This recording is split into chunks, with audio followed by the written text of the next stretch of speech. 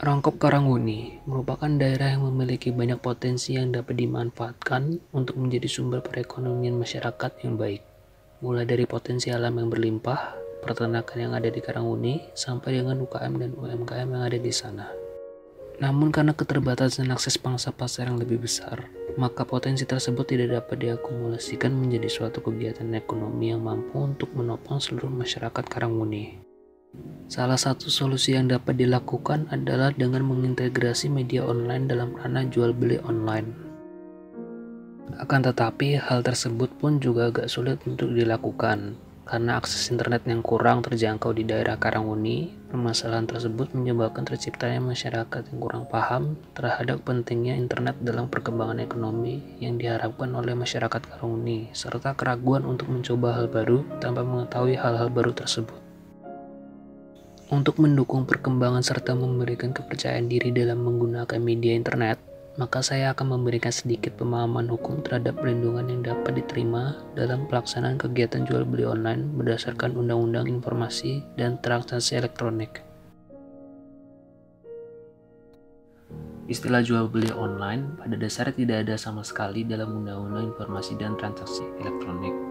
Walaupun demikian, perlindungan hukum yang dapat diterima bukan berarti tidak ada, karena pada dasarnya istilah jual beli online dijabarkan atau diartikan sebagai transaksi elektronik dalam ranah perlindungan hukum Undang-Undang Informasi dan Transaksi Elektronik. Dalam Undang-Undang Nomor 11 Tahun 2008 tentang Informasi dan Transaksi Elektronik, istilah jual beli online adalah suatu persetujuan untuk membeli barang secara online dengan cara melakukan klik persetujuan atas transaksi. Merupakan bentuk tindakan penerimaan yang menyatakan persetujuan dalam kesepakatan pada transaksi elektronik. Yang dipahami dalam ketentuan tersebut adalah bahwa transaksi jual beli, meskipun dilakukan secara online, tetap diakui sebagai transaksi elektronik yang sah dan dapat dipertanggungjawabkan.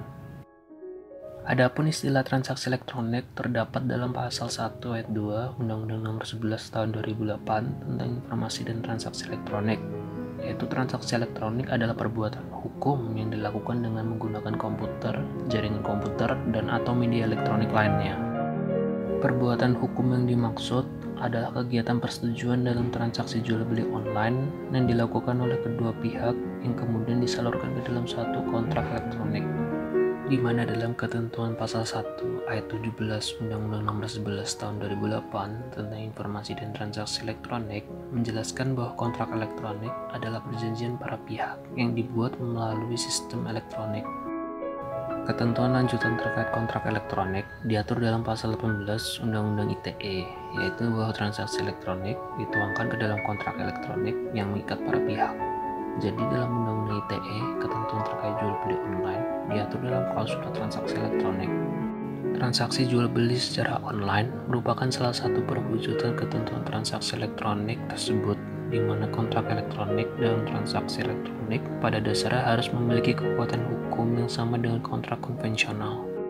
Dengan demikian, pengaturan terkait kontrak dalam hukum perdata secara tidak langsung dapat berlaku dalam ranah perlindungan hukum dalam kontrak elektronik, karena pada dasarnya tidak ada bedanya dengan kontrak konvensional di mana diperlukannya persetujuan kedua belah pihak, dilakukan oleh subjek hukum yang cakap atau yang berwenang mewakili sesuai dengan ketentuan peraturan perundang-undangan, dan objek transaksi tidak boleh bertentangan dengan peraturan perundang-undangan, kesusilaan, dan ketertiban umum.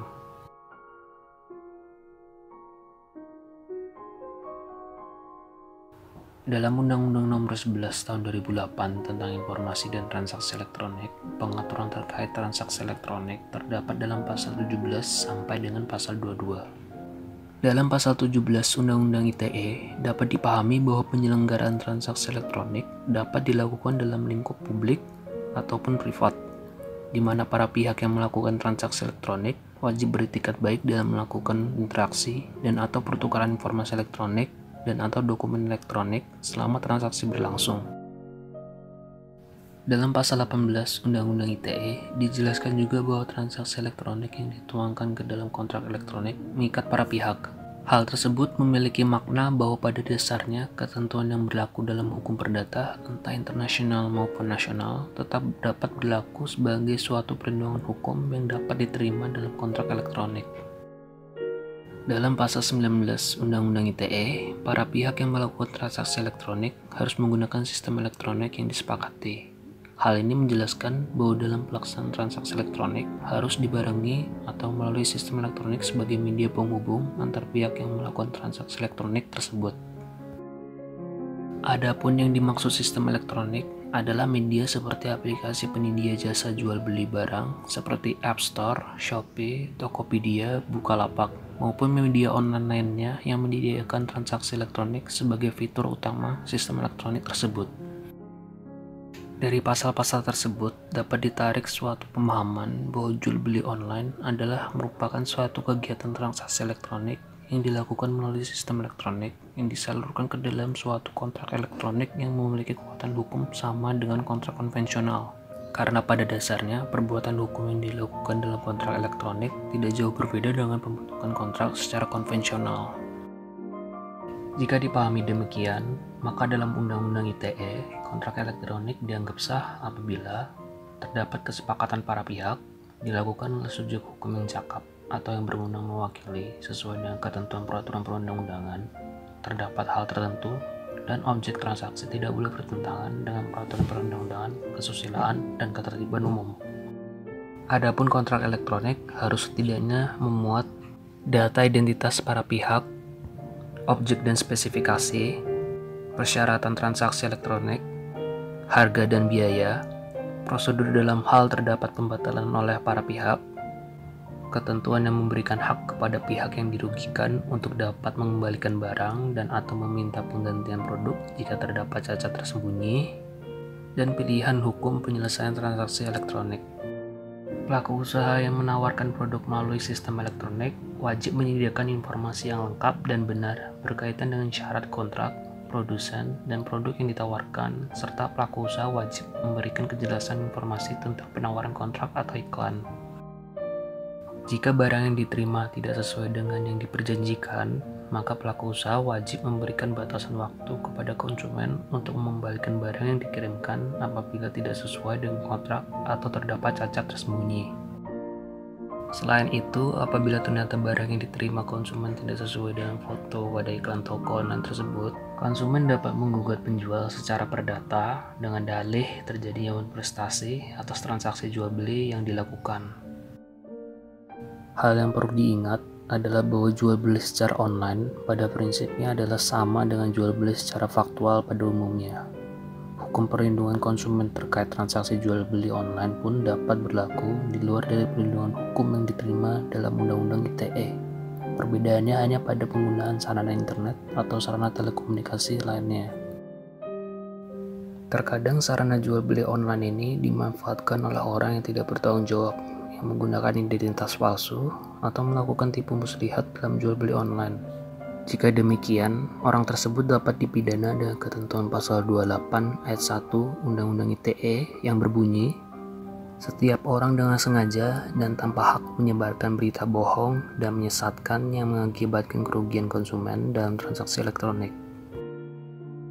Terhadap pelanggaran pasal 28 ayat 1 UU ITE ini diancam pidana dalam pasal 45A ayat 1 Undang-Undang Nomor 19 Tahun 2016 tentang perubahan Undang-Undang ITE, yaitu setiap orang yang dengan sengaja dan tanpa hak menyebarkan berita bohong dan menyesatkan yang mengakibatkan kerugian konsumen dalam transaksi elektronik sebagaimana dimaksud pasal 28 ayat 1 dipidana dengan pidana penjara paling lama 6 tahun dan atau denda paling banyak 1 miliar.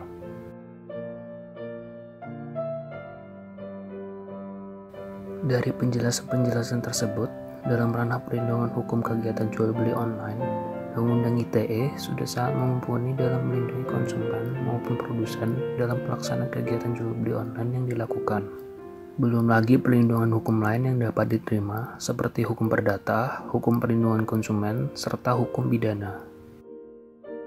Jadi, alangkah baiknya apabila masyarakat Rongkop Karanguni dapat memanfaatkan media online untuk memperluas pangsa pasar yang dapat dimanfaatkan untuk pengembangan ekonomi Rongkop Karanguni secara keseluruhan. Karena manfaat yang dapat diterima sangatlah besar, terutama pada keadaan pandemi saat ini yang kurang mendukung untuk melaksanakan kegiatan jual beli secara konvensional. Dari saya cukup demikian. Semoga ilmu yang saya sampaikan berguna untuk seluruh masyarakat Rongkop. Mohon maaf apabila saya ada salah kata. Terima kasih. Wassalamualaikum warahmatullahi wabarakatuh. Sehat selalu.